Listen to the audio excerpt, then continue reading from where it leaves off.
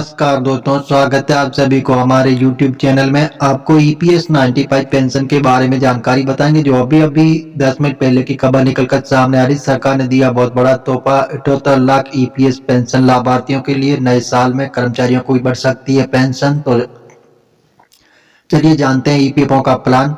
अभी जो ताजा अपडेट के बारे में बात करेंगे। जो दिसंबर का महीना समाप्त होने का है और नए साल 2025 जैसे दस्तक देने वाला है। इसी अवसर पर केंद्र सरकार प्राइवेट सेक्टर में काम करने वाले कर्मचारियों के लिए बड़ी राहत देने की तैयारी कर रही है और बजट 2025 में कई ऐसे फैसले किए जा सकते हैं जो प्राइवेट कर्मचारियों के भविष्य को सुरक्षित और आर्थिक रूप से मजबूत बनाएंगे। आइए जानते हैं इस महत्वपूर्ण अपडेट के बारे में विस्तार से।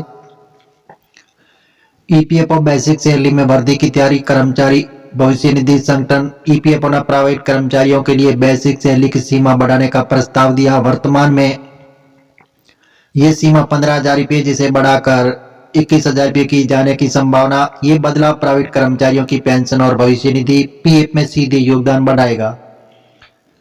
तो जी हाँ दोस्तों, इस प्रकार जो बेसिक सैलरी की सीमा में वृद्धि से न केवल कर्मचारियों को बेहतर पेंशन मिलेगी बल्कि उनके रिटायरमेंट के बाद आर्थिक सुरक्षा को भी मजबूत बनाएगा और पेंशन में होगा बड़ा इजाफा। साल 2014 से कर्मचारियों की पेंशन का कैलकुलेशन रुपये 15,000 की बेसिक सैलरी के आधार पर किया जा रहा है। अगर ये सीमा बढ़ाई जाती है तो कर्मचारियों को रिटायरमेंट के बाद हर महीने लगभग 2550 से अधिक पेंशन मिलने की संभावना है। ये वृद्धि प्राइवेट सेक्टर के कर्मचारियों के लिए बेहद लाभकारी होगी जो अक्सर सरकारी कर्मचारियों की तरह महंगाई भत्ता DA और अन्य सुविधा से वंचित रहते हैं। तो जी हाँ दोस्तों, जैसे मासिक सैलरी पर पड़ सकता है असर। बेसिक सैलरी बढ़ने का असर कर्मचारियों की मासिक सैलरी पर भी पड़ेगा क्योंकि EPFO में योगदान बढ़ेगा, इसलिए मासिक सैलरी में थोड़ी कमी आ सकती है। हालांकि यह कमी दीर्घकालिक लाभ के मुकाबले होगी। उदाहरण के लिए अगर बेसिक सैलरी 15,000 से बढ़कर 21,000 कर दी जाती है तो कर्मचारियों की पेंशन में वृद्धि होगी और रिटायरमेंट के बाद मिलने वाली राशि अधिक होगी। ये बदलाव कर्मचारियों के भविष्य को सुरक्षित करने की दिशा में एक महत्वपूर्ण कदम होगा और महंगाई भत्ते की कमी होगी पूरी। प्राइवेट सेक्टर के कर्मचारी अक्सर महंगाई भत्ता DA और अन्य सरकारी लाभों से वंचित रहते हैं। तो EPFO की ये योजना प्राइवेट कर्मचारियों को आर्थिक रूप से मजबूत बनाएगी। पेंशन में वृद्धि और भविष्य निधि में अधिक योगदान से उनके लिए वित्तीय स्थिरता सुनिश्चित होगी। बजट 2025 में संभावित बड़े ऐलान किया जा रहा है। बताया जा रहा है सूत्रों के अनुसार वित्त मंत्रालय और श्रम मंत्रालय इस प्रस्ताव को अंतिम रूप देने जुटे हुए हैं। ये योजना कब से लागू होगी, इसकी घोषणा बजट 2025 में हो सकती है। वित्त मंत्री निर्मला सीतारमण ने इस बजट में प्राइवेट कर्मचारियों को खुशखबरी देने की उम्मीद की जा रही है। सरकार के इस कदम से प्राइवेट सेक्टर में काम करने वाले लाखों कर्मचारियों को लाभ होगा। ये योजना न केवल उनके वर्तमान को बेहतर बनाएगी बल्कि उनके भविष्य को भी सुरक्षित करेगी।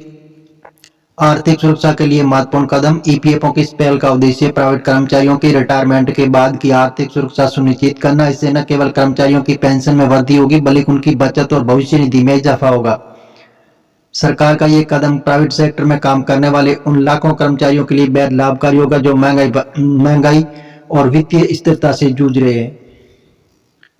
नए बदलाव का व्यापक असर है। बेसिक सैलरी की सीमा में वृद्धि का असर कर्मचारियों के जीवन पर व्यापक रूप से पड़ेगा। ये बदलाव न केवल उनके पेंशन फंड को बढ़ाएगा बल्कि उनके दीर्घकालिक वित्तीय स्थिरता में भी प्रदान करेगा। सरकारी इस पहल से प्राइवेट सेक्टर में काम करने वाले कर्मचारियों के बीच विश्वास बढ़ेगा और वे अपने भविष्य को लेकर अधिक सुरक्षित महसूस करेंगे। बजट 2025 प्राइवेट कर्मचारियों के लिए एक नई उम्मीद लेकर आ सकता है। EPFO की बेसिक सैलरी की वृद्धि और पेंशन में इजाफा जैसे फैसले उनके जीवन को आर्थिक रूप से स्थिर और सुरक्षित बनाएंगे। इस योजना के लागू होने से प्राइवेट कर्मचारियों को न केवल वित्तीय सुरक्षा मिलेगी बल्कि उनका भविष्य भी उज्जवल होगा। अब सभी की निगाहें आगामी बजट पर टिकी हुई है या इन बदलावों की घोषणा की संभावना है। तो जी हाँ दोस्तों, इस प्रकार जो हम आपको बता रहे हैं तो मीडिया आधारित बता रहे हैं। सरकार से भी हाल फिलहाल ऐसी घोषणा नहीं हुई है। अब सरकारी ऑफिशियल वेबसाइट पर जाकर इसकी जानकारी ले सकते हैं और मिलेंगे नई जानकारी के साथ। नई और पहली बार तो चैनल को सब्सक्राइब कर लीजिए ताकि इसी प्रकार की जो नई जानकारी होगी वो सबसे पहले आपको मिलती रहेगी।